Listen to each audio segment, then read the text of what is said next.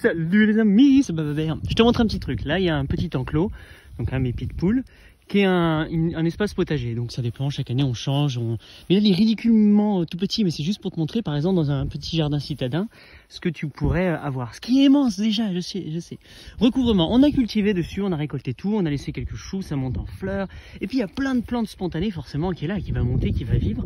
Si je fais rien, tout ça, elles viennent. Beaucoup de ces plantes-là, moi je peux les cueillir naturellement, les manger. Elles sont géniales. Sinon, elles font un travail sur le sol. Comme ici, je veux que ce soit un sol maraîcher, alors je sais que mon passage fait ça.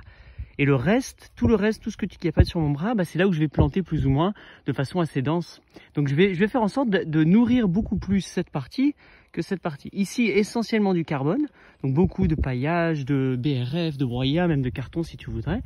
Et ensuite, sur le côté, c'est là où je vais commencer à nourrir différemment. Donc là, maintenant, on est en mars, je prends ma poule, ou si tu en as plusieurs, c'est cool. Tu la mets dedans, elle va te faire carnage, elle va bouffer un petit peu d'insectes, elle va gratter, elle va stimuler, elle va abîmer tous ces trucs-là. Au même moment, moi je balance, une fois que je les enlève, mais je le fais en même temps parce que je suis généreux, je balance du compost partout, un petit peu de compost, mais je le saupoudre, tu vois, bellement, etc. Là j'avais du carton vierge, je l'ai mis ici, juste sur cette partie. Si j'en avais plus, pourquoi pas, j'aurais pu faire tout le truc, mais j'ai plus besoin maintenant à mon niveau, sauf que là c'était à la maison, j'ai reçu un colis d'arbres avec ce carton, il est beau, il est propre, il est sympa, ça va manger. Donc maintenant ce que je fais, c'est qu'une fois qu'elle a fait son travail, qu'elle a nettoyé, que j'ai mis mon compost, et ben là je vais chercher mon BRF, je vais chercher ma paille, je vais chercher un paillage que je vais recouvrir par dessus, et donc je vais venir étouffer toute cette partie.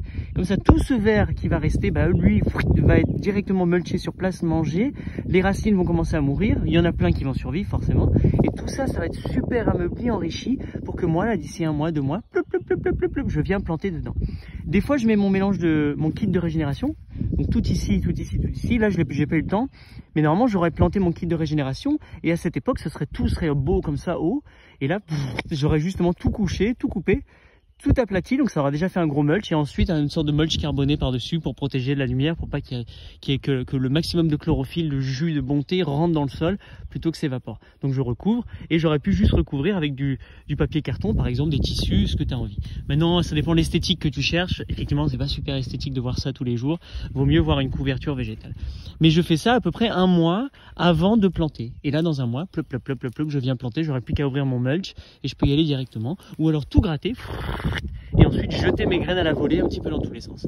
Donc voilà, bref, c'était l'évolution. Et là, je vais aller chercher de la paille que je vais mettre dessus. C'est la fin, ciao!